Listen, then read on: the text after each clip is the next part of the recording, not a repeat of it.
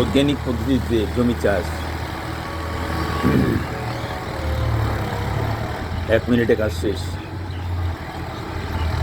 যেটা একজন মানুষের দ্বারা একদিনে সম্ভব ছিল না।